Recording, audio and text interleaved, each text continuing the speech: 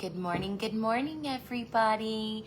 Welcome back for our Tuesday, Thursday coffee date. We are reading through the book, A Time to Dance, Chasing Joy in Difficult Seasons.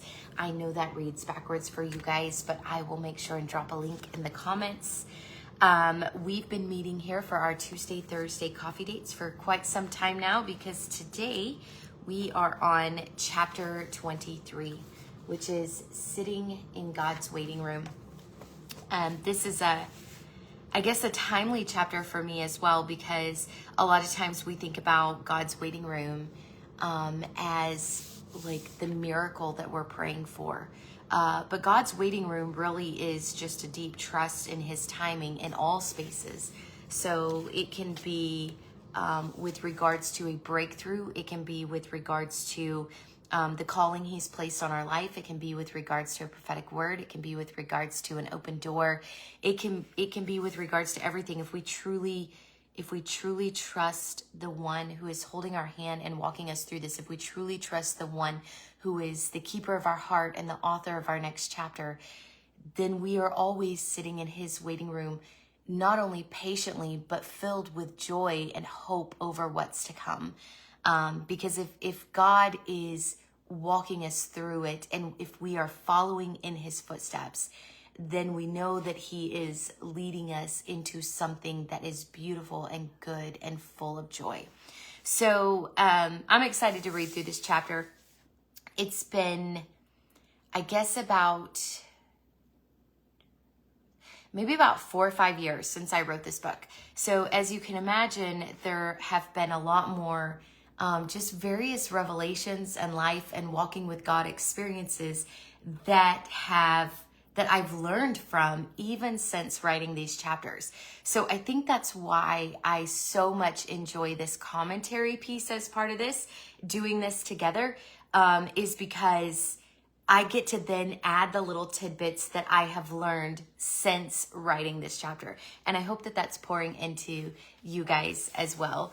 But we're going to dive into chapter 23, which is Sitting in God's Waiting Room. I hope you had a beautiful and blessed weekend. As I try to say up front in all of these, if you are catching one of these for your very first time, don't forget that I have a YouTube channel, Shannon Singh Ministries, where you can catch up on all the ones before. So if you hop out to there, you can start with chapter 1 and you can watch all the way through at your own leisure. Facebook, unfortunately, only keeps these live videos for about 30 days and then they delete them off the platform. So if you're wanting to go back and catch up on any of the chapters, you'll have to do it through the YouTube channel, which is Shannon Singh Ministries. So we're going to hop in and we're going to read through chapter 23, which is Sitting in God's Waiting Room. Here we go. After sharing the story of my family's very personal marathon in the last chapter, it seemed only fitting to share with you what God so lovingly taught me during that difficult season of sitting in his waiting room. I hope this blesses you, friends. My heart is with you in the wait.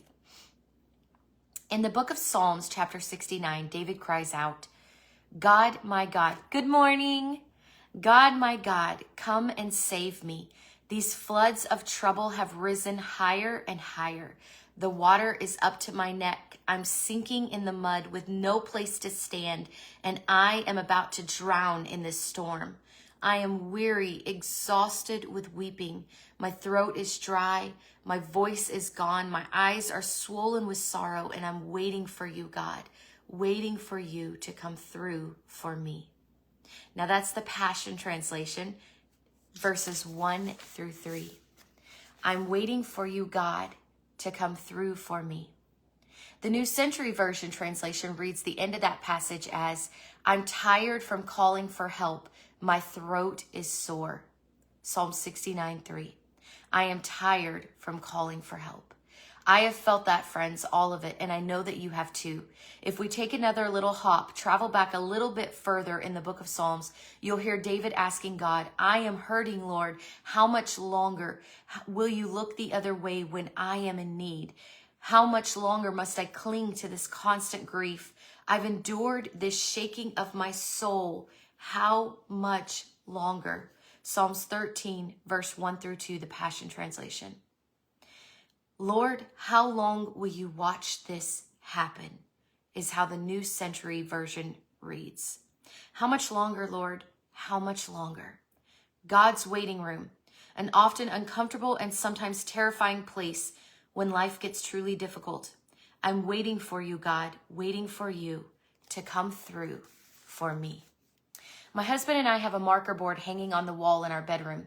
Whenever we have a family member or friend that is going through a challenging season, a storm, a big life change, an illness, a devastating divorce, a stressful move, or a painful loss, we add their name to the board. This is our way of committing to praying with them as they journey through the hard. Earlier today, as I paused and read the names of many people that I love on that board, I came to realize one thing. Like so many of us, they are all sitting in God's waiting room, prayerfully waiting for his answers and trusting in his timing, his guidance, and his provisions. God's waiting room. It can be so difficult, especially in life-altering situations. When so much hangs in the balance, the unknowns can be almost unbearable. Fear can give rise to panic rather quickly. We know that our world may be irreversibly changed, but we feel completely out of control and helpless to direct the outcome. We can quite easily find ourselves in a cycle of anxiety, fear, and even frustration and anger. You'll get no judgment from me. I have sat in God's waiting room and worked through every emotion mentioned. And trust me, God can handle it.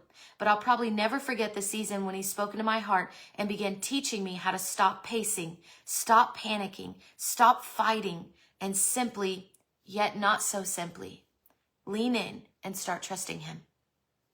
You see, God is always present in the chaos, in the storm, in the hard, in the unbearable, in those moments when we release the most soul-wrenching and primal screams of pain.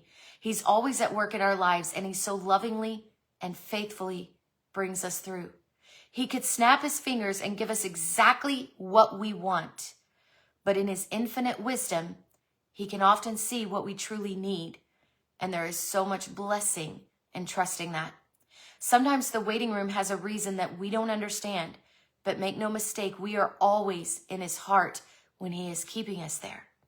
So that leads us to the question, what can we do when we find ourselves in that space between our prayer and his answer? Well, I have one humble suggestion, and it has been a quite powerful tool for me when I find myself sitting in his waiting room. Simply put, be ready. Focus on your Heavenly Father and be ready to feel him. I promise he's there. He is speaking into your heart, steadying you with his peace, love, and hope. Watch him move in your situation. He will pour out his blessings in the middle of your storm. Write down his promises and be ready to see them fulfilled.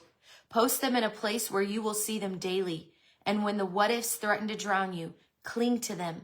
Find rest in his promises. I have 3x5 index cards that I have taped to my prayer board, covered with his words. They are specific promises to me and or my family, and I lean into them heavily during times of fear, doubt, and uncertainty. Believe in them and breathe life into them. They will anchor your heart to where Jesus is taking you. They will anchor you to words and promises he has spoken over your life. Be ready, number 2, for the people that he will bring to sit with you in that waiting room. People that were divinely placed there to help you get through it. Remember the story about my very special friend that reached out to me several times during my storm? God was placing my name on her heart. And when I finally let my guard down and allowed her in, God used her to open doors to healing that were life-changing. Be ready for these God-given people and situations to come into your life. Be ready, number 3, for his goodness, because it's coming. And don't forget the power of the rear view mirror. I often find it helpful to reflect on his goodness during previously weathered storms, no matter how painful the outcome, because I have always seen his love for me in the answers, sometimes even years later. When I reflect back on his goodness, it gives me a peace in the waiting because I know he is a faithful God. Be ready, number 4, for his provisions. Whatever his answer and however it may differ from your expectations, be ready for his provisions, because he is always going to provide not just enough, not just to get you through, but everything you need in abundance and overflowing. Be ready. It's a concept that I love because it gives me something to do. It's an action that I can take in the waiting. It anchors my heart in his peace, hope, and rest. And because I am keeping my focus on his faithfulness, his promises, and his goodness, it plants seeds of gratitude in my heart. And I find myself so thankful for his presence in the middle of the storm, because he is a good, good father, and he loves you so very much.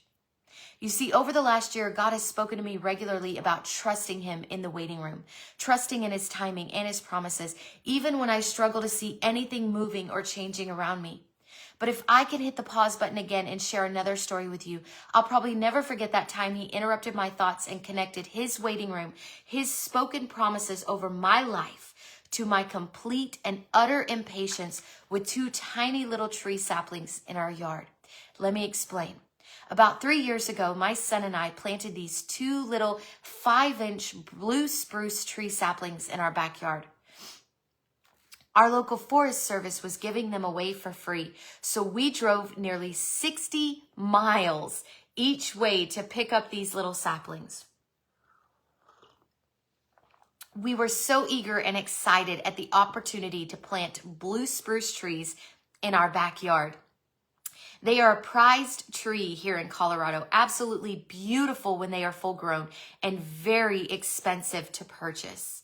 So I certainly didn't mind the extra work involved in growing my own if it meant I could be rewarded with such an amazing view outside our living room window within just a few short years. For those of you that know the end of this story, don't laugh, because that pretty much gave it away. At pickup, the ranger suggested that we take 2 tree saplings, but he said only about 1 in 100 survive. Here's the thing. He didn't know me. I was determined to see these little beauties grow. I'll save you the details and fast forward through the part of the story where we extensively researched their planting and care. We picked the perfect spot in our yard. We carefully managed their growth and well-being over the next 3 years. Catch that, 3 years. To the part of the story where I tell you excitedly that those little tree saplings are still doing exceptionally well today, all 8 inches of them. Did you sense a bit of sarcasm there? Because it was layered pretty heavily on that last sentence. 3 years. 3 years. And they stand a whopping 8 inches tall. And I find myself so frustrated.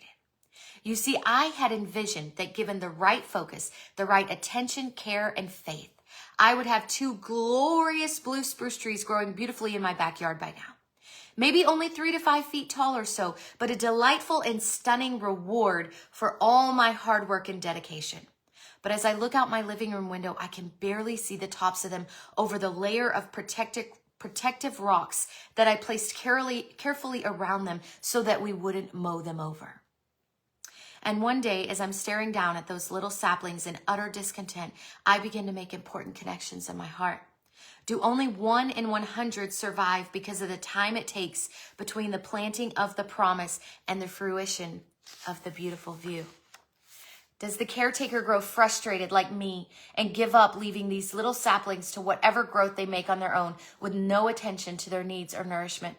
And I'm sure you could see where I'm headed with this, because it's right where God keeps taking me over and over in my life, in my breakthrough, and in my calling. Sometimes God plants seeds in our heart, promises and visions for our future, and his words bring us such hope and encouragement, but he is still asking us to sit in his waiting room and trust in his timing. Maybe you're praying over a broken marriage. Maybe you're praying for peace and joy in your own heart. Maybe you are praying for divine opportunity to open up in your career. Maybe you are praying over a child that is struggling, or a difficult decision that you need to make. Or perhaps you are praying for a family member that is facing their own difficult season. Whatever the situation, you are faithfully giving it over to him. You are taking his seeds, his promises for your life and your future, and you are planting them in your heart. You are watering them with prayer. You are carefully tending to your thoughts and feelings so that you nourish them and they take root in your spirit. And suddenly you look down at your little sapling, your circumstance, your view seemingly unchanged, and you are left wondering, how long, God? How long? How long will you watch? How long will you wait? I am so tired. I am so weary. I am hurting, and I need you to come through for me today. Hear my heart on this, friends. I deeply understand. I have many visions and promises written down on my prayer board, words that he has spoken to or over me about my life, my family, my circumstance, my friends, my calling, my future, their future. I have leaned in. I have faithfully nourished, prayed over them, and taken care to guard them and steward them. And while I find his presence and his reassurance to be the most comforting and beautiful part of every day, sometimes I still find myself feeling discouraged and tired. Sometimes I still catch myself looking over my neighbor's fence, my eyes fixed on our gorgeous 30-foot tall blue spruce trees, and wondering why I'm still standing over this 8-inch sapling. Do you hear that? Like in our breakthrough, in the thing that we are praying over and we are stewarding in our calling, whatever it is, in that promise that God has given you, it's so easy to look over at our neighbor and go, but she got her breakthrough, but she got her open door, but she got what you promised to me as well. Why am I still standing over this 8-inch sapling? And here is what he continues to speak to my heart even today. Trusting him, stepping out towards him, and fully committing also means trusting in his all-knowing and perfect timing for our life.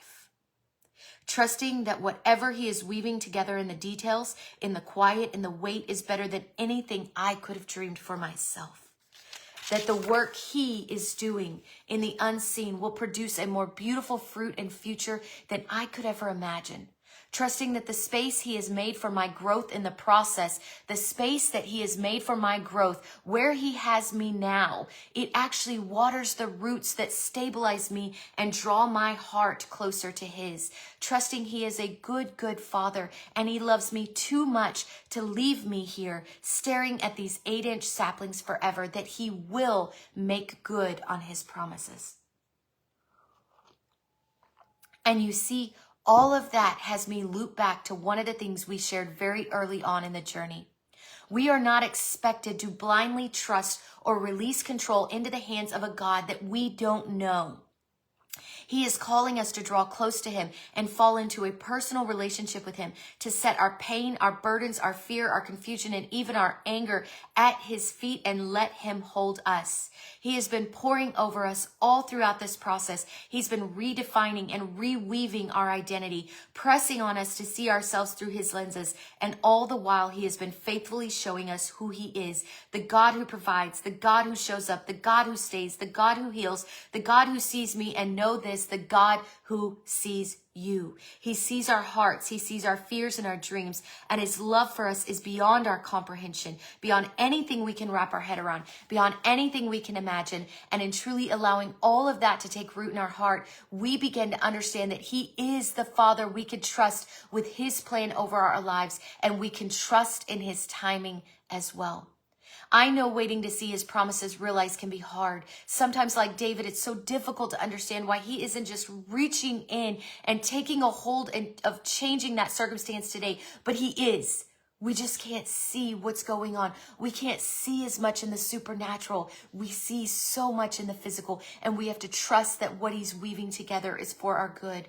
I know painful seasons can leave you struggling to breathe as you wait to see his plan unfold, that it can feel like some seeds are producing no fruit, regardless of how you take care to pray over them and give praise for them. But I guarantee you this, if God has given you a promise, then he will make good on it. He will be faithful. Don't give up on your saplings. Keep seeking his heart. Draw close and be near to him. Faithfully water what he has planted and be ready. Be ready to feel him. Sorry, there's my southern accent coming out. Be ready to feel him. Be ready for him to fulfill every promise. Be ready for the people that he's going to bring into your life to sit with you and help you through it. Be ready for his goodness. Be ready for his provisions. Focus on him. He is the God who delivers. It may not always be the answer we seek, and we may not always understand the wait, but he is always good and faithful, and we are always safe in his hands. So get ready for this. You ready? I waited and waited and waited some more, patiently knowing God would come through for me. Then at last he bent down and listened to my cry. He stooped down to lift me out of danger from the desolate pit I was in, out of the muddy mess I had fallen into. And now he has lifted me to a firm, secure place and steadied me while I walk along his ascending path. A new song for a new day rises up in me every time I think about how he breaks through for me. Ecstatic praise pours out of my mouth until everyone hears how God has set me free. Many will see his miracles. They stand in awe of God and fall in love with him.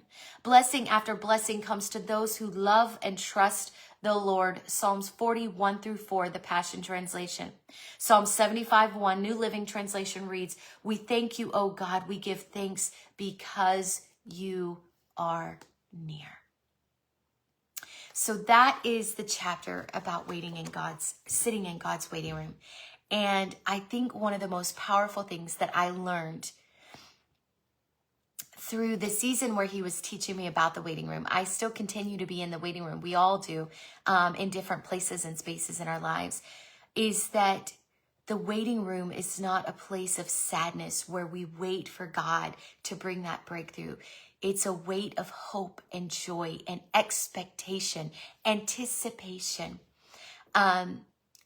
Sometimes I like to think of it now as like a birthday party, a surprise birthday party. And Jesus is the guest. He is the birthday guest, where he has promised us that he is going to come through for us.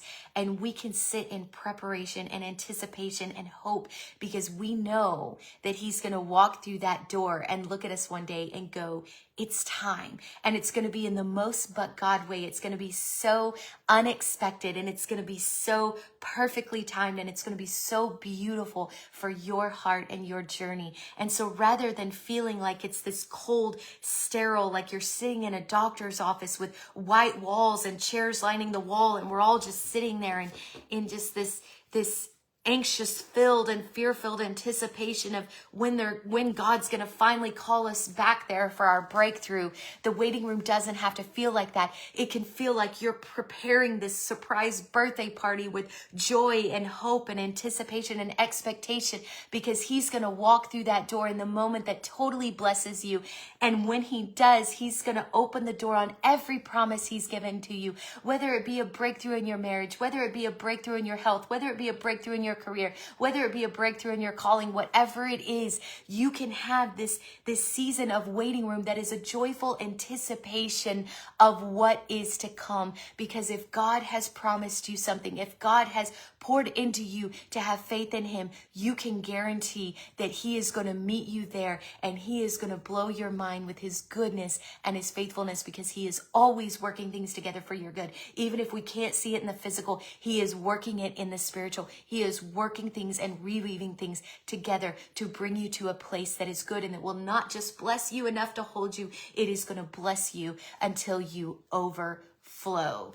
And that is from our chapter today in A Time to Dance, Chasing Joy in Difficult Seasons. So Thursday, we are going to dive into chapter 24, which is the joy journey.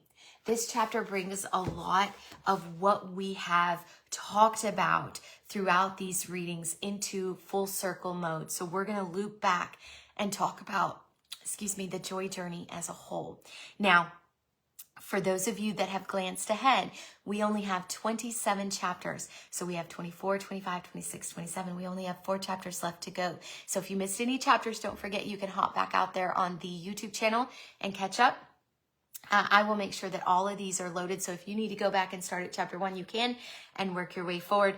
But it has been truly my honor to walk through this journey with you. I have enjoyed it so much, and I look forward into diving into chapter 24, the joy journey, on Thursday. Please don't forget, I appreciate your hearts, your likes, your comments so much, because what they do is they let others know that these lives are worth watching, even if it's on a recap, even if you're going back and rewatching it later. It lets other people know that, hey, this was a chapter that was worth listening to. It encouraged me, it blessed me, and I believe it will encourage you as well. It also lets the algorithm know to keep sending it out there. So thank you so much for those of you that have been dropping comments and leaving emojis or giving a thumbs or a heart. I appreciate it more than you can imagine.